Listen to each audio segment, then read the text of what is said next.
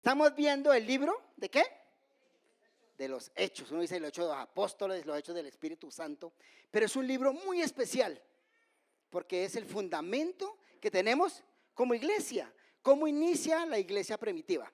Entonces hoy vamos a ver Hechos 15 del 36 al 16:10. Vamos a estar meditando en unos 15, 20 versículos casi. Pero quiero empezar con lo siguiente. Hace 8 días el Señor nos habló a través de Carlos acerca de las disensiones, ¿cierto? Como una disensión, un problema que se vio, lo pudieron resolver y eso nos benefició a todo el mundo. ¿Que fue el tema de qué? De la salvación. De la salvación por gracia, de no añadir absolutamente nada más. Y quería introducir con lo siguiente. Desde Hechos 1:8, el Señor Jesús, ¿qué dijo? Pero tendréis poder cuando venga sobre vosotros el Espíritu Santo, ¿cierto? En Hechos 10 hay una visión de Cornelio y el Espíritu permite que Pedro le predique ¿a quién? A Cornelio. En Hechos 12 la iglesia está orando y el Espíritu Santo dice, apártenme ¿a quién? A Pablo y a Bernabé. En Hechos 13 el Espíritu Santo dirige el primer viaje misionero. Ahí en adelante el Espíritu Santo permite que la gente se convierta al Señor, que entiendan el mensaje del Evangelio. Y en Hechos 15:36 hay algo especial del 36 al 10. Y es que el Espíritu Santo dirige la misión de expandir el Evangelio. Y es lo que hoy quiero que miremos. Entonces, el título para esta mañana es el Espíritu Santo dirige la misión. Con eso quiero que nos vayamos en mente, que es el Espíritu Santo el que debe dirigirnos. Y en estos versículos quiero que veamos 3 acciones que hace el Espíritu Santo de cómo dirige la misión. Entonces vamos a empezar con la primera acción que hace el Espíritu Santo.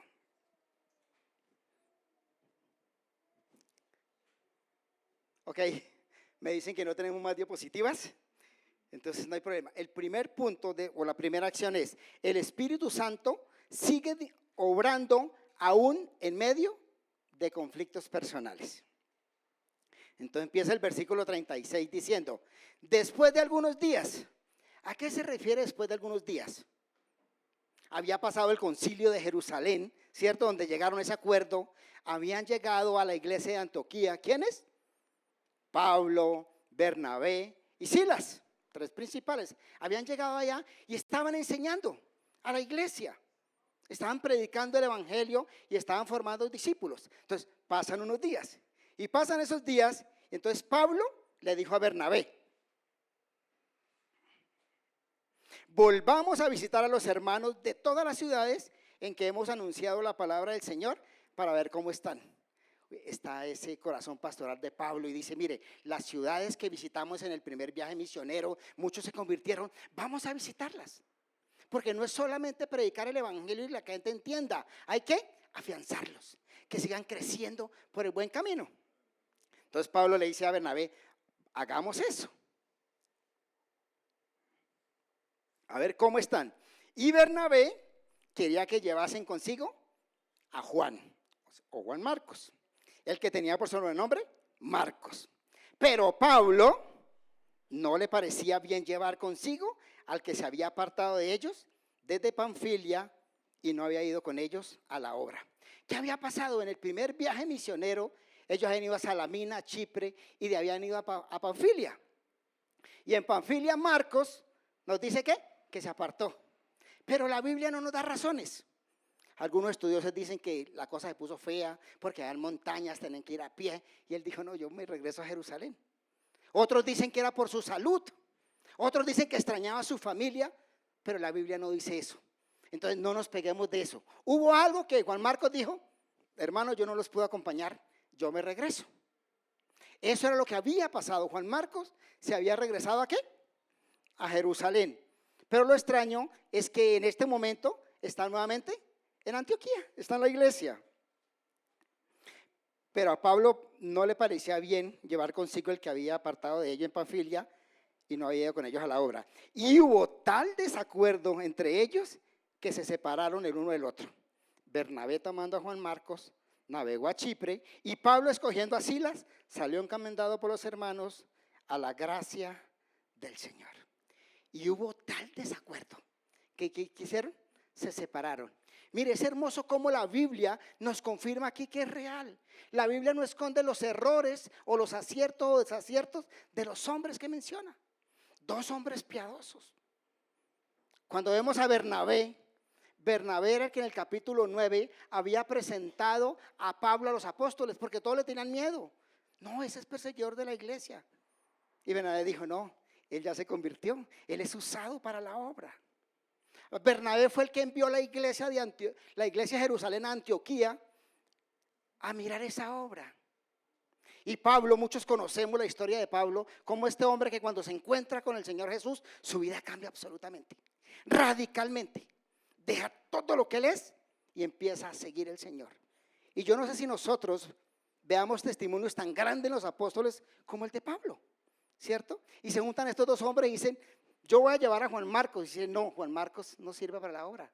Juan Marcos es un desertor, dicen unas versiones. Él se fue de la obra.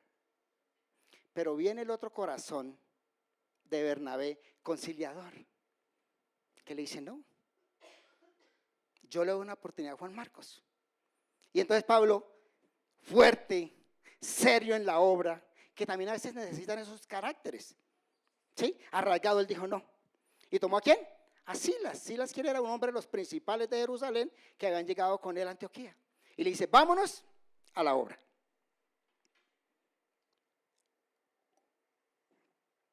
Como cristianos, no debemos tenerle miedo a los desacuerdos. Hace poco habíamos hablado ¿de qué? Del concilio. Conciliaron algo. Aquí no conciliaron nada. Se abrieron, simplemente se fueron. Y uno puede decir aquí, ay Dios, la iglesia se dividió porque alguien se fue. Pero si esa persona no se va en pecado, imagínate cómo más adelante vemos que el Señor ya no tenía un solo equipo. ¿Tenía cuántos? 2 equipos. Pablo se fue con Silas para un lado y Bernabé con Juan Marcos a otro lado. Fueron a Chipre. ¿A hacer qué? ¿Qué iban a hacer? ¿Qué iba a hacer el cristiano? A predicar el evangelio. Lo que el Señor Jesús había dicho. Vayan y prediquen el evangelio a toda criatura. Bauticen en el nombre del Padre, del Hijo y del Espíritu Santo. Mateo 28, 19, 20. Que lo tenemos como la gran comisión. ¿Para quién? Para cada uno de nosotros. Y ellos habían entendido eso.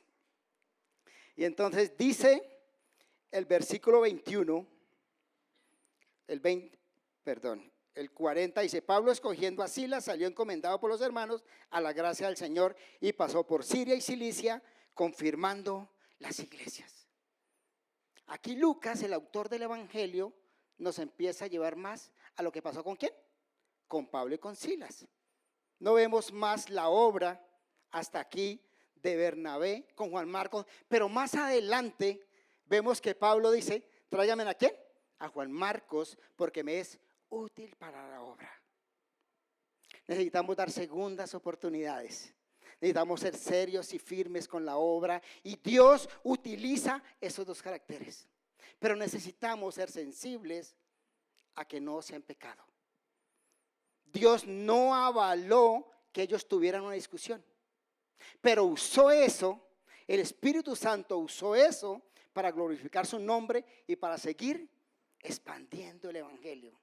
Esto nos lleva a entender eso, que como cristianos no debemos tenerle miedo a las disensiones, a los problemas, siempre y cuando no sea pecaminoso. Cuando hay pecado, ahí sí hay un lío en nosotros, porque estoy tomando una decisión que sé que no es bíblica. Y muchas veces nosotros, ¿cuántas veces hemos tenido problemas, disensiones por cosas que no son bíblicas? No por la palabra, no por glorificar a Dios, sino por mis gustos, por mis emociones, por lo que yo quiero. Y esto es hermoso porque dice el primer punto, Porque el Espíritu Santo gobierna. ¿Sobre qué? Sobre los problemas. Hermanos, no les dé miedo tener un problema en la congregación. No les dé miedo tener un problema en su vida personal. Ténganle temor cuando ustedes no estén dispuestos a obedecer a Dios y obedecer la voz del Espíritu Santo. Porque el Espíritu Santo es el que nos guía, es el que nos enseña, es el que nos redarguye, el que nos hace dar cuenta del error. El que cuando pecamos, uno sabe y uno dice, uy, Señor, sí. Y usted le puede dar 10 vueltas, no, es un pecadito chiquito. No, es que todo el mundo lo hace. Pero usted en el fondo sabe, porque el Espíritu Santo le está diciendo, ten cuidado con eso. Y nosotros lo sabemos. Entonces, varias enseñanzas. La iglesia y la obra del Señor no depende de ninguno de nosotros. La iglesia, el evangelio, la obra del Señor no depende de los pastores aquí, de Cristian Carlos Ferney. No depende ni siquiera de cada uno de ustedes. ¿Sabe de qué depende? Del Espíritu Santo, que quita, pone personas, guía. Más adelante vamos a ver otros 2 puntos especiales. Entonces, hermanos, que no nos dé miedo las disensiones. Al contrario, puede ser una gran oportunidad. La segunda acción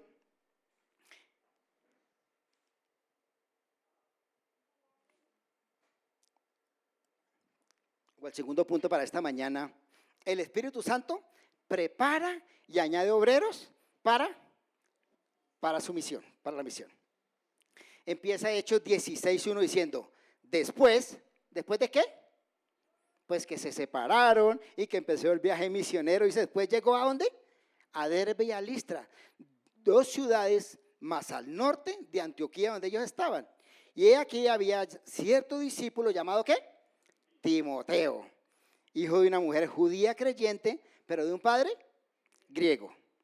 Y daban buen testimonio de él los hermanos que estaban en Listra y en Iconio.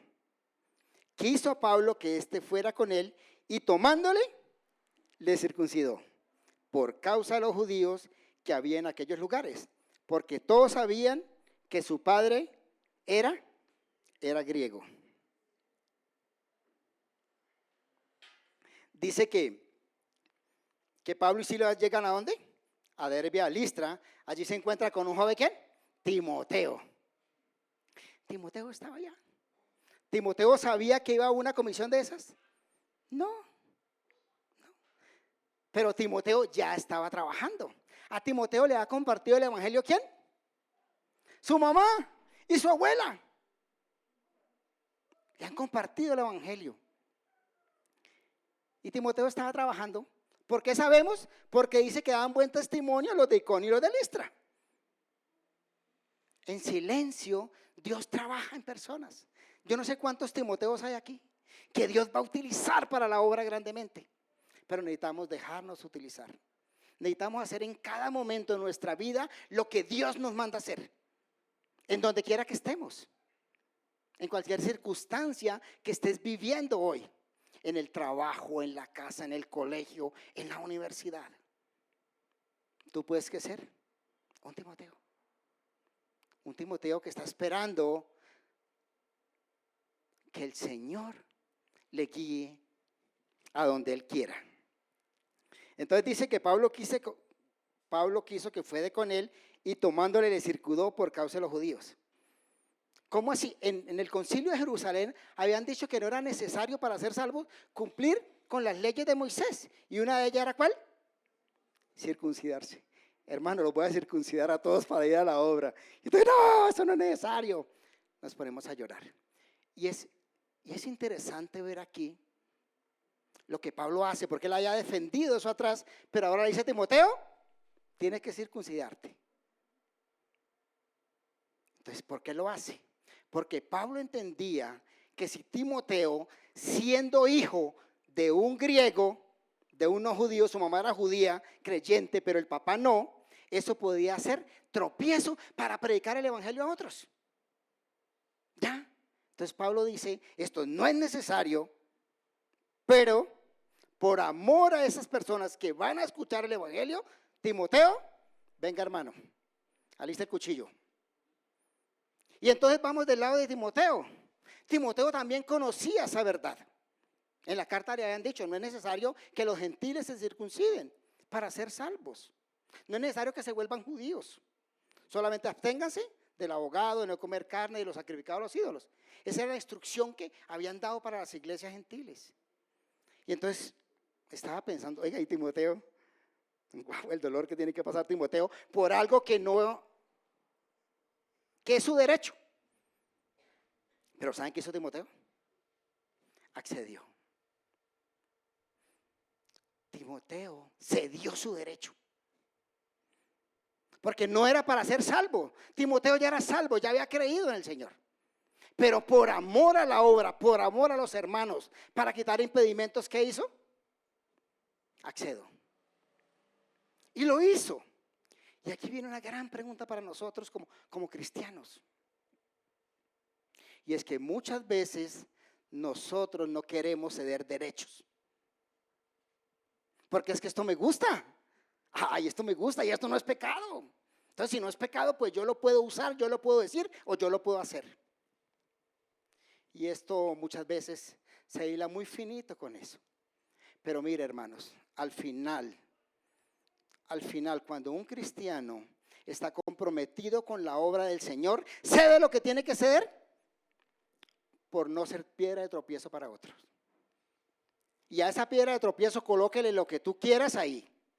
Comida, dormida, ropa, lo que usted quiera, colóqueselo ahí. Si hay algo que usted tenga derecho, pero que eso pueda ser piedra de tropiezo para otros, ten cuidado. Ten cuidado porque aún a todos nos falta. Aún no hemos llegado a la estatura de Cristo y aún en esta carne hay cosas que nos atraen, hay cosas que nos gustan. Pero necesitamos ir creciendo y necesitamos entregarle esas áreas realmente a nuestro Señor. Necesitamos entender que Dios tiene un propósito para cada uno de nosotros. Y no es solamente venir a existir aquí y pasarla chévere, vivir sabroso. Puede ser que en muchas vamos a vivir sabroso, en otras no tanto, otras más difíciles. Pero el principal propósito tuyo y mío en esta vida es que glorifiquemos al Señor y que participemos del principal trabajo de Dios. ¿Qué es cuál? ¿Quién me recuerda? Salvar almas. Dios, el Señor Jesús, el Espíritu Santo están en el negocio de salvar almas. Porque ellos no quieren que ninguno se pierda. Dios no quiere que tus familiares, que tus amigos se pierdan. Y tú estás ahí y tal vez pasan los años. Meditamos hace poco en eso, en cuánto de nosotros predicamos el Evangelio, a quién y cómo lo hacemos. Y yo decía, no sé si haya en la iglesia una persona que se diga cristiana y no le haya compartido el Evangelio a una sola persona. Debe ser muy triste y yo no quiero aquí decir es usted y es usted, yo no lo sé. Pero Dios lo sabe y usted lo sabe. El ser cristiano no es un juego y no es como a mí me parece, porque es que esto es serio.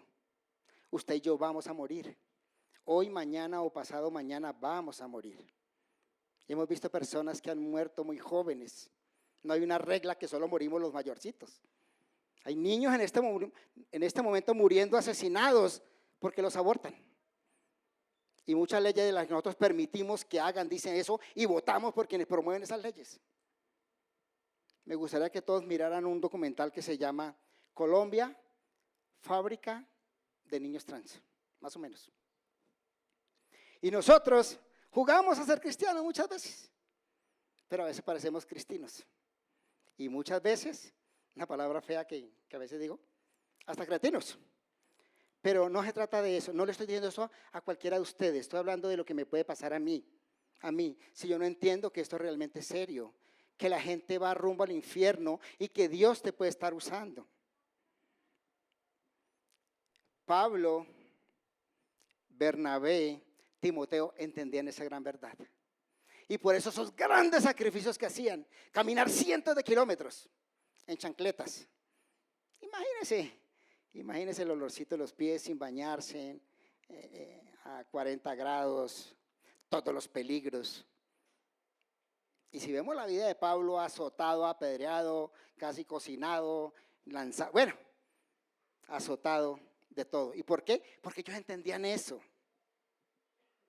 Y amaban a las personas que aún no han llegado a Cristo. ¿Cuánto los amamos nosotros? O porque ya tenemos la salvación asegurada, pues, ya estoy chévere, ya yo solucioné mi problema. Gloria a Dios por eso. Pero tenemos una gran responsabilidad, hermanos y amigos, de llevar el evangelio a toda criatura. Y no estamos solos, aunque a veces pareciera, ¿cierto?, que estamos solos en la obra. Y hablaba un poco de soledad hace 8 días, Cristian. Esa obra que como iglesia estamos apoyando allá, niños casi en la basura y todo ese contexto. Y necesitamos obreros. Yo les pido que oren por eso. Hay 4 mujeres. No tenemos varones allá trabajando en esa obra, aunque es una fundación. Enseñándole a los niños el evangelio. Se le permite hacer tareas, refuerzo de tareas, y se les da un almuerzo. Eso es lo que hacemos allá. Entonces, oren por eso. Faltan obreros para la mies. Faltan personas que nos duelan los perdidos. Tiene que dolernos. ¿Y sabe por qué nos duele muchas veces? Porque no sabemos al final lo que les espera. Creemos que eso es un juego, que el infierno es un juego. No, eso van al purgatorio y se queman y salen un poquito. El purgatorio no existe. Eso fue un cuento que se inventaron los católicos para dar esperanza. Es decir, su familiar cayó allá, se está quemando, pero un poquito, y yo oro aquí, págueme las indulgencias y oramos y sale. No, después de que morimos ya no hay una oportunidad. Las personas que se mueren sin Cristo tienen una eternidad separada de Él. Tienen una eternidad en el lago de fuego. Terrible. Y nosotros conocemos esa verdad. Ellos no la conocen. Y por eso te rechazan y por eso te dicen groserías y se tratan como sea. Pero eso no importa. No debe importarnos porque ellos tienen el corazón entenebrecido. Porque el enemigo ha hecho eso con ellos. Entonces cuando alguien te trate mal, órale a Dios. Órale a Dios, Señor, ¿cómo hago para acercarme? Y si no se puede acercar, ora de lejos. Pero ora al Señor. Dice el 4. Y al pasar por las ciudades les entregaban las ordenanzas que habían acordado los apóstoles y los ancianos que enseñaban en Jerusalén para que las guardasen. Así que las iglesias eran confirmadas. ¿En qué? En la fe, y aumentaba el número cada día. Pablo y Silas iban diciéndole a las iglesias, mire, los ancianos en Jerusalén mandan este acuerdo. La salvación es por gracia, no exijan nada más. Gracia y fe. Gracia es el regalo inmerecido que tienen las personas de parte de Dios, que le mandó a Cristo a que muriera en la cruz para que con su sangre pagara por sus pecados. ¿Y qué debe hacer usted entonces? Arrepienta de los pecados y acepte ese regalo del Señor. Gracia y fe. Eso era lo que Pablo y Silas le decían a las iglesias. Y por eso eran confirmadas en la fe, pero no en la fe en los hombres, no en la fe en Zeus ni cualquier otro dios, la fe en Jesucristo, que era el que había pagado hacia unos 20 y algo años atrás en la cruz. Eso era fresquito para ellos.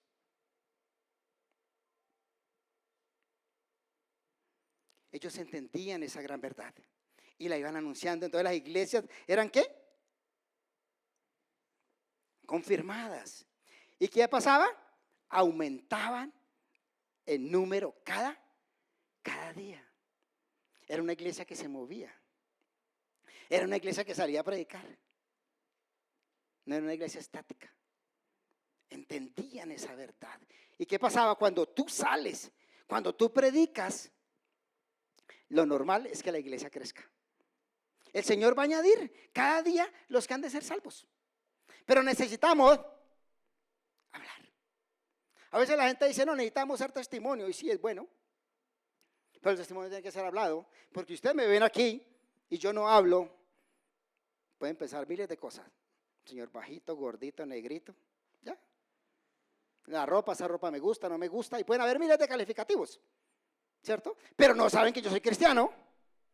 Si yo hablo, ve, este man como que cree en algo. Y si aparte de eso, con mi vida diaria, ven que yo actúo como debería actuar un cristiano, pues dicen, ese es diferente.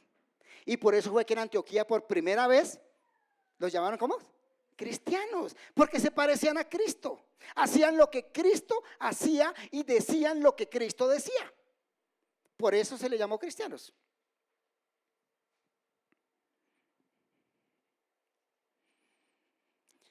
Y aumentaban cada día. A veces nos preocupamos por la obra del Señor, pero el Señor está preparando las personas. Él las está preparando. No nos preocupemos por eso, preocupémonos por lo que debemos hacer cada día nosotros. ¿No estamos preparando nosotros? Estamos orando, estamos acudiendo al servicio dominical, estamos leyendo un libro.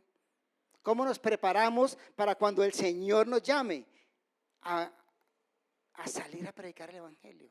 Y aun si no lo hiciera, es nuestra obligación crecer cada día en el Señor. ¿Y cómo crecemos? Estudiando y dependiendo de Él. Es la única manera. Hacerlo solo, hacerlo en compañía en la iglesia, pero depender del Espíritu Santo. Entonces la obra no es nuestra. La obra siempre va a ser del Señor y Él va a colocar los obreros necesarios.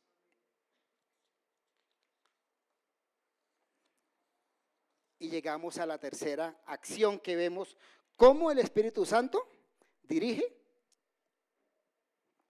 la misión. Tercero, el Espíritu Santo dirige soberanamente la misión. O sea que la misión de llevar el Evangelio, ¿de quién es? ¿De Carlos? Es del Señor, es del Espíritu Santo. La tercera persona de la Trinidad, Dios Padre, Dios Hijo y Dios Espíritu. Entonces dice el versículo 6, atravesando Frigia y la provincia de Galacia, le fue prohibido por el Espíritu Santo hablar en Asia. ¿Cómo así? Esto es confuso. Atravesando, ¿sí? Frigia, una provincia, y la provincia de Galacia, otra provincia, les fue prohibido por el Espíritu Santo hablar la palabra. ¿Cómo así? Este equipo misionero iba a predicar. En ese momento casi toda esa parte era gobernada por Roma, ¿cierto? Pero dice que el Espíritu Santo se lo impidió. Entonces dice, ¿cómo es posible que el Espíritu Santo impida una buena obra?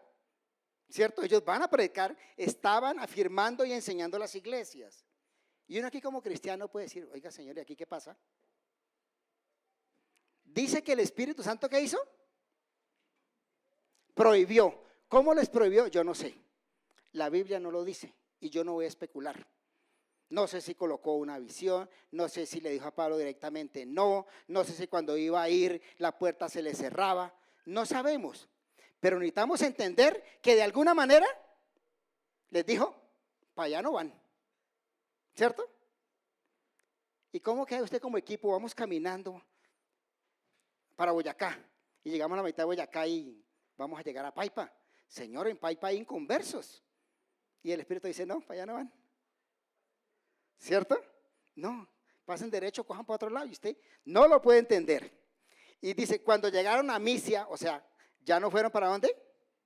Para Asia, siguieron y dice que llegaron a Misia e intentaron ir a Bitinia, otra ciudad.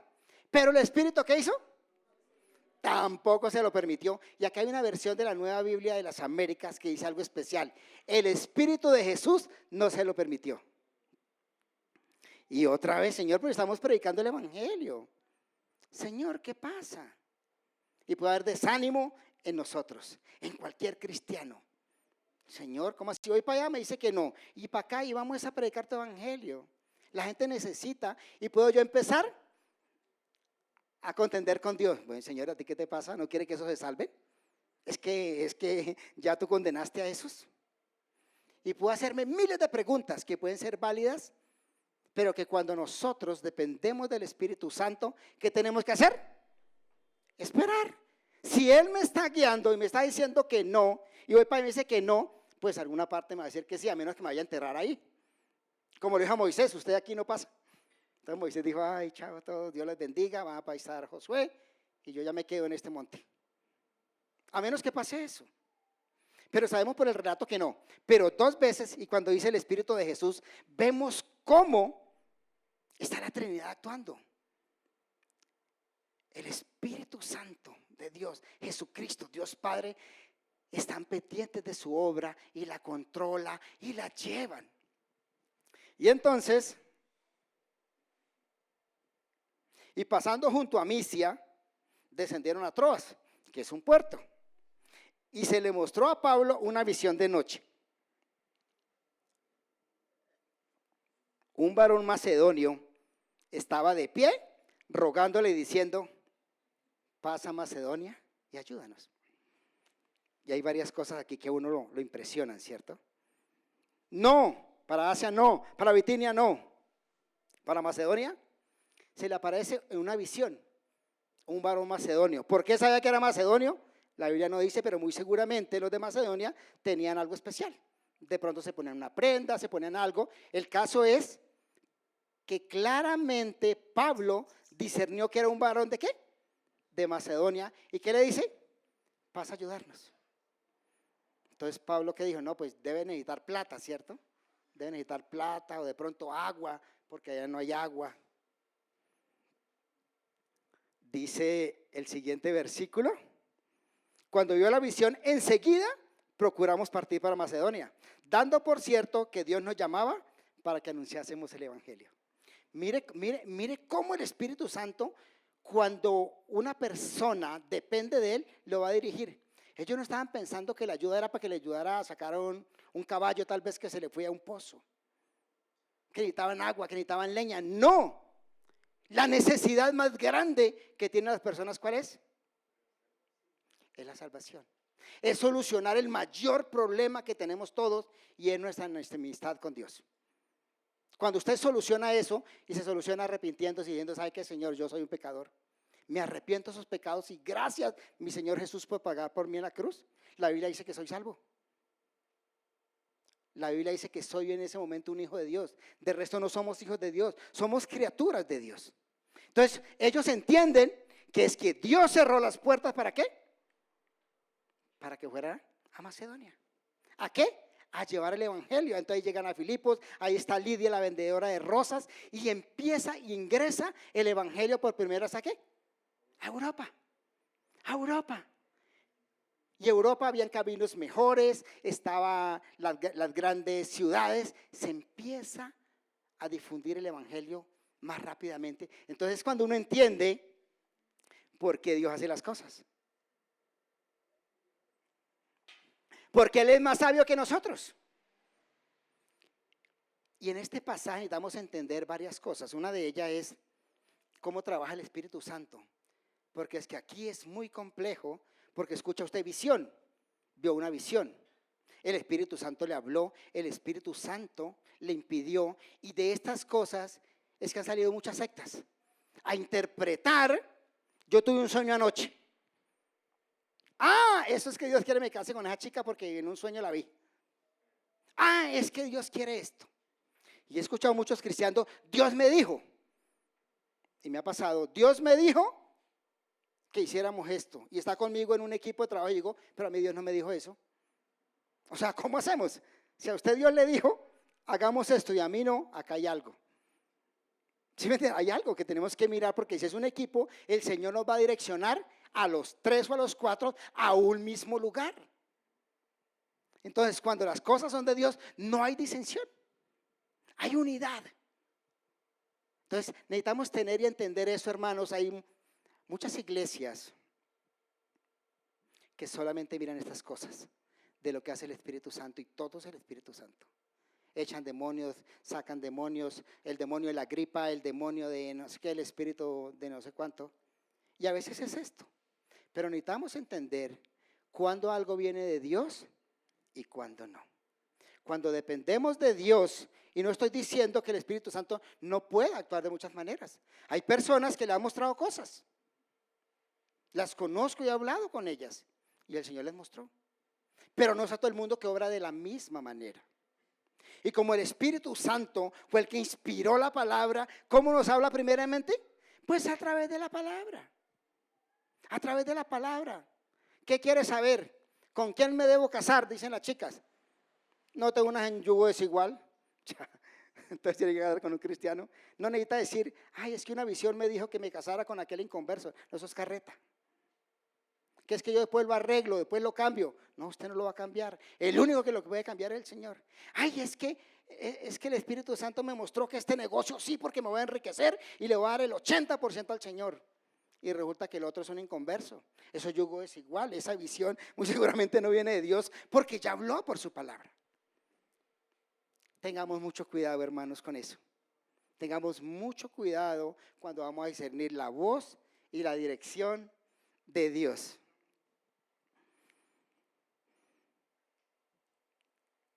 El Señor nos muestra que necesitamos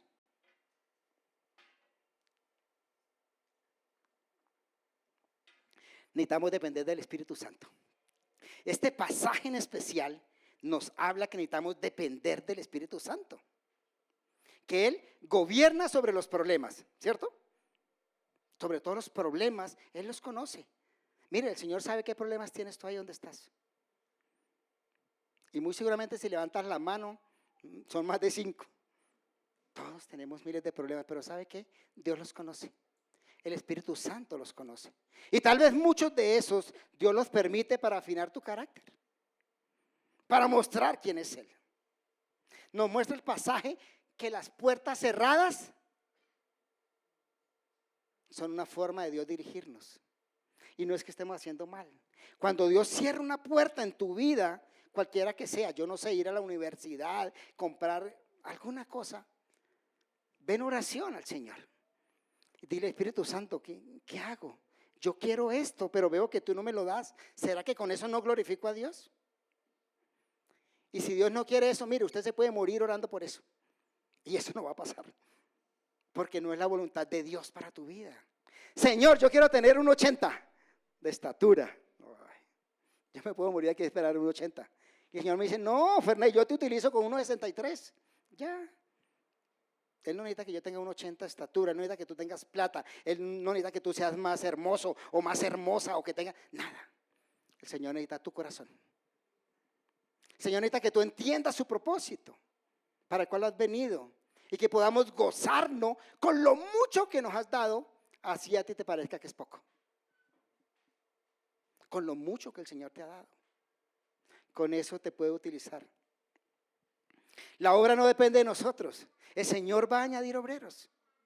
El Señor va a añadir los obreros a nuestra obra. Así que podemos en eso descansar. Y creo que en eso Carlos, Cristian y yo descansamos mucho. Porque a veces de verdad uno ve la obra y, hermanos, muchos años diciendo somos cristianos, pero la silla tiene la forma. Pero no han entendido el propósito de Dios para su vida, que es predicar el Evangelio. Y predicamos el Evangelio cuando oramos por los que van, porque a veces no puedo ir. Si no tengo piernas, muy seguramente no puedo ir, pero puedo orar.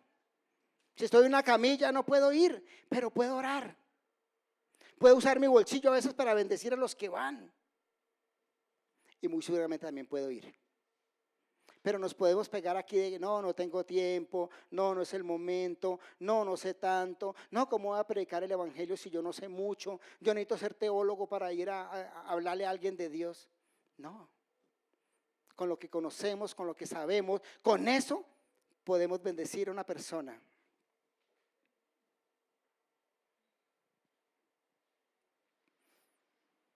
No le tengamos miedo a las puertas cerradas. Son dirección. No le tengamos miedo a los conflictos. Dios gobierna sobre ellos. Y sí, mis amados hermanos, para terminar,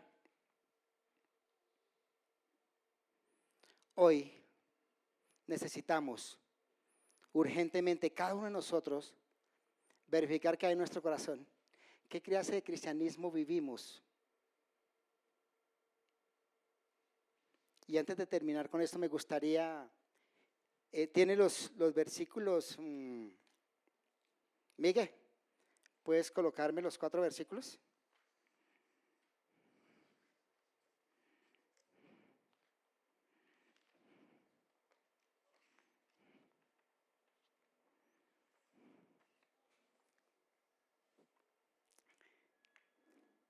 En Juan 14, 17, el Señor promete que el Espíritu Santo estará en los creyentes. Él sí va a ir. Y Él dice, vendrá el otro Consolador. Una promesa de Cristo. Una promesa que se cumple en Hechos 2, ¿cierto? En el Pentecostés. Efesios 1:13 dice, al creer en Cristo somos sellados con el Espíritu Santo. Hermano, hermana, cuando usted se decidió y dijo, sí, yo necesito un Salvador, yo me arrepiento de los pecados, la Biblia dice que en ese momento el Espíritu Santo viene y te sella, que tú eres una propiedad del Señor, que eres bautizado con el Espíritu Santo. Romanos 8:9 nos dice que el verdadero creyente tiene el Espíritu Santo morando en él. El verdadero creyente, aquel que se ha arrepentido de sus pecados, se ha colocado la fe en el Señor Jesucristo, tiene al Espíritu Santo en él. Y 1 Corintios 6:19 dice que nuestro cuerpo es templo del Espíritu Santo. Una progresión. El Señor da la promesa, el Espíritu Santo viene cuando yo me arrepiento, el Espíritu Santo mora en mí. Yo soy morada del Espíritu Santo. Luego entonces, cada uno de nosotros tenemos el Espíritu Santo. Luego entonces, cada uno de nosotros podemos depender de Él. Confiadamente. Podemos decirle, Señor, Espíritu Santo, ayúdame en cualquier necesidad. Y Él nos va a guiar. Él nos va a ayudar. Pero también la Biblia dice que no lo contristemos y que no lo apaguemos. O sea que como cristianos podemos contristar al Espíritu Santo cuando no lo obedecemos, cuando lo rechazamos. Podemos apagarlo cuando pecamos, cuando no escuchamos su voz. Porque a veces el Señor nos habla, pero nosotros tomamos nuestras decisiones a nuestra manera porque creemos que somos sabios. Y creemos que es lo mejor o queremos agradar a alguien. Hermanos, hay un llamado urgente para nosotros y es ese, que dependamos del Señor, que dependamos del Espíritu Santo. ¿Para qué? Para todo, para todas sus decisiones. Vayamos a Él. Oremos. Señor, damos infinitas gracias por tu amor, por tu cuidado, por tu misericordia. Gracias, Señor, porque tú eres bueno. Gracias por esta mañana que nos has regalado, por este lugar donde podemos escuchar tu palabra, Dios. Yo solo te pido que cada uno de nosotros podamos meditar pensando en cómo estoy contigo. Perdónanos, Señor, porque todos los días te fallamos. Perdona a mis hermanos, mi Señor, y ayúdanos cada día a vivir para ti, cada día a crecer en ti y cada día a obedecerte. Espíritu Santo, gracias por venir a nuestra vida, gracias por habitar en nosotros. Ayúdanos, Espíritu Santo, a crecer a la estatura de Cristo cada día. Y Padre precioso, si alguna persona que está en este lugar aún no ha entendido el peligro en que se encuentra, sea grande o sea pequeña, mi Señor, permítele que Él te conozca. Entra, mi Señor Jesús, a su corazón. Espíritu Santo, dale convencimiento de pecado, de justicia y de juicio, y que esa persona pueda entregar su vida a ti, que es el mejor regalo que hay en este mundo, mi Señor, tu salvación. Y permítenos a todos salir de este lugar en este momento dispuestos a obedecerte. Permítenos entender la gran responsabilidad que tenemos de trabajar en tu obra. Te alabamos, precioso Rey, y te bendecimos. Amén y amén.